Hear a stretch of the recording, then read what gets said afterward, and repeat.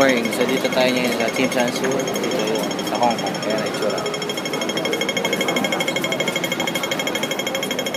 Grabe yung mga tao dito. Iba-ibang lahi nandito.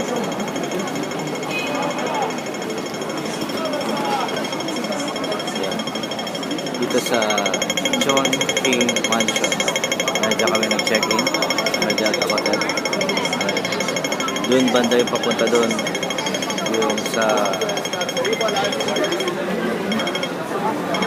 subway. Ay ano? Tabing dagat. Mga building dito. May luma. May bago.